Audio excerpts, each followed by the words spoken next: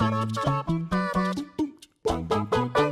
2 weeks since its release, fans are still digesting Avengers Endgame. The climactic fourth entry in the Avengers series brought to a close over a decade's worth of build-up and storytelling, and though the film certainly has its critics, to many, the payoff was executed perfectly. Of course, those arguably most affected by Endgame's resolution won't just be those who stuck around with the MCU for the past 10 or so years, but those who've been reading the comics for much longer. There were dozens of little moments lifted straight from the comics littered throughout the film, with some of the biggest payoffs having even been taken from literal panels featured in the books themselves. So, I'm Ewan, this is What Culture Comics, and here are 10 things Avengers Endgame took from the comics. Number 10, Thanos gets his sunrise. Infinity War's devastating conclusion may have played out much the same way it did in the comics, except with much more dust, but that didn't make the moment any less shocking. The unthinkable may have happened in the comics, but for it to happen in the concluding act during a near 3-hour film was,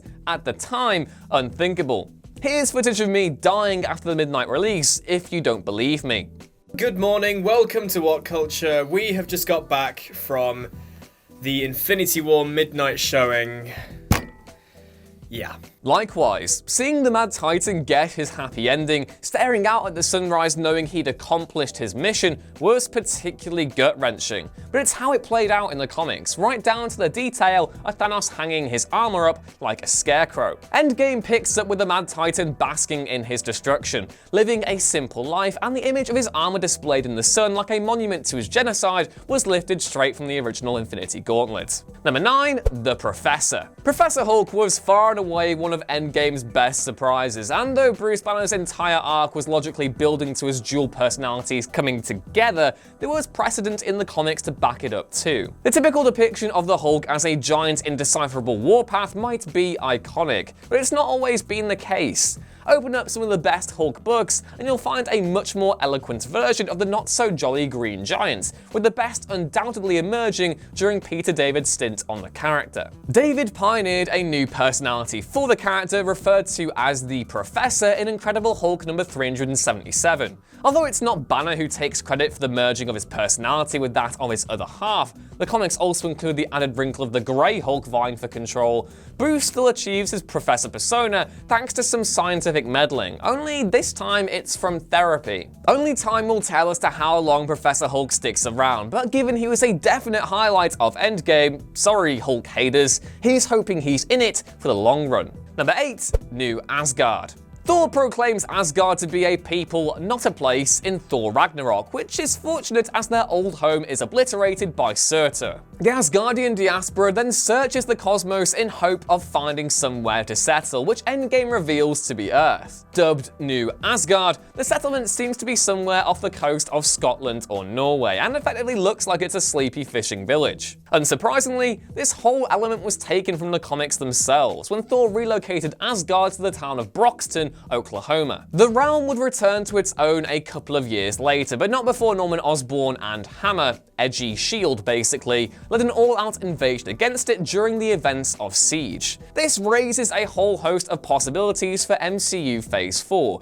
as with Norman already rumoured to be a potential overarching antagonist for the future, and with Asgard now firmly on Earth, Marvel could actually adapt a version of Siege to the big screen. Number 7, Hail Hydra. If you wanted to find a more controversial story arc in Marvel's recent history, look no further than Secret Empire. Nick Spencer's much maligned dive into Captain America was ill-timed and needlessly overwrought, with the writer having revealed that Steve Rogers was actually a secret agent of Hydra his entire life. Throughout the event, Marvel maintained that this was the real Captain America, and that there wouldn't be any easy answers to resolve the story. In the end, it was revealed that Steve had been remade by Kobik, a force from within the Cosmic Cube. Everyone let out a collective sigh of, what was all that then? And Marvel immediately followed the event with a Captain America series that showcased a more traditional version of the character. How does this tie to Endgame, I hear you ask? Well, the way Secret Empire revealed that Rogers was a Hydra agent involved in pushing another agent out of a plane before proclaiming Hail Hydra. The panel was mocked endlessly online, and though the whispering of the phrase in Winter Soldier with Gary Shandling was pretty memeable in and of itself, having Cap recite the infamous phrase in the film worked both as a cheeky dig at Secret Empire and as an effective callback to the Russo's first Marvel feature. Number 6. Captain America fights Captain America. Although most fans believe that Captain America was gone between the years of 1945 to 1964, when Steve Rogers returned in Avengers number 4, that's not entirely accurate. Both the character and his sidekick Bucky Barnes appeared in a series of comics during the 1950s, even though Stan Lee and Jack Kirby's comic established that both had gone missing during World War II. It was later revealed that this version of Captain America was a man named William Burnside. Burnside idolized the original Captain America to the point of obsession and managed to track down a version of the super soldier serum. He injects it into his bloodstream, but the procedure goes a bit wrong, making Burnside even more mentally unstable than he was before. Burnside works as a stellar commentary on how certain groups have misappropriated the character, and so of course the original Captain America has fought him repeatedly, much to the delight of those who love to see Nazis getting their just desserts. Sure, it's not at all the same context that saw Steve face off with his younger self in Avengers Endgame, but the visual was likely inspired by one of the many duels between both characters in the comics. Number 5. Hulk holds up everything. Ask any Hulk fan what one of the character's most iconic visuals is, and they're likely to mention the cover to Secret Wars number 4. It sees Bruce Banner's alter ego holding up the weight of an entire mountain to shield his fellow heroes, and while the character doesn't accomplish the exact same feat in Avengers Endgame, he does accomplish one similar in scale. With Thanos and his forces having travelled through to the present, his ship, the Sanctuary 2, unleashes an all-out assault on the Avengers compound. If not for Hulk, all of Earth's mightiest heroes would have been killed in the wreckage, with the good doctor managing to keep the entire building from collapsing on his allies by mustering all of his strength. Yeah, I know, Hulk lifts some stuff isn't exactly breaking news, but the way the shot is framed and the scale of the task draw comparisons with the same sequence featured in Secret Wars. It's similar to how Spider-Man Homecoming replicated the iconic moment from If This Be My Destiny, and it works just as well, even if the film doesn't pause to dwell on its significance. Number 4. Thor wielding 2 hammers. The novelty of seeing Thor wield both Mjolnir and Stormbreaker may have been outdone by later moments, you know the one, but for a time, it is one of the coolest visuals the MCU had ever seen.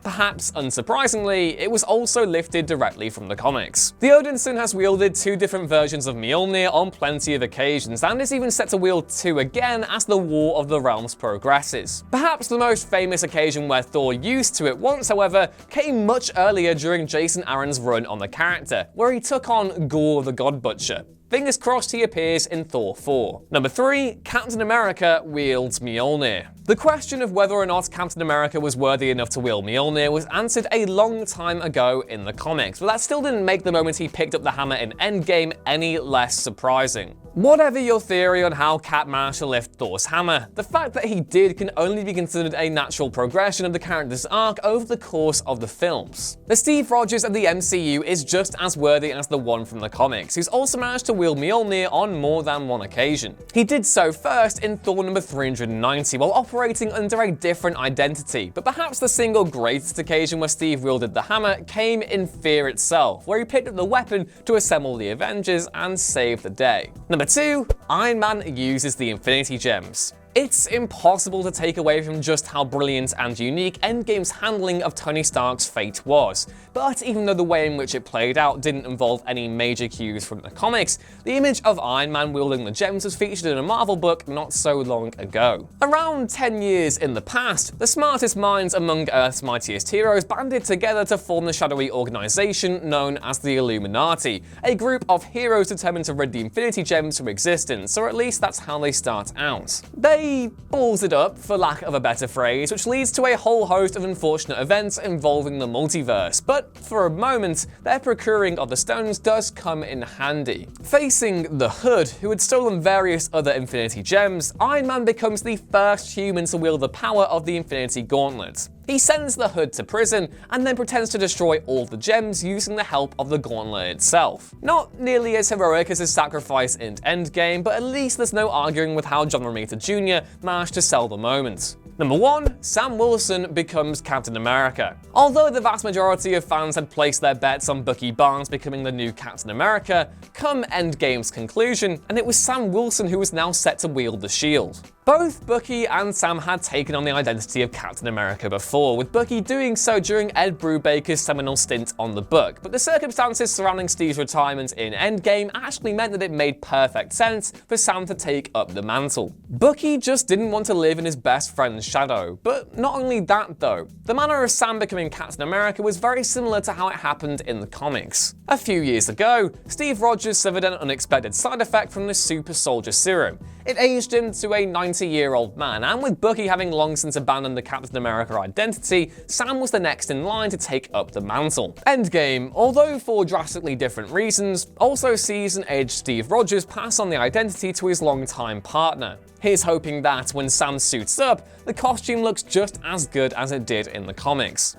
And those were 10 things Avengers Endgame took from the comics. There are dozens more examples in the film, so please feel free to list off your own down in the comments below. As always, don't forget to like, share, and subscribe, and head back on over to whatculture.com to find more of this sort of thing every day. As always, I've been Ewan, and I'll see you next time. Bye!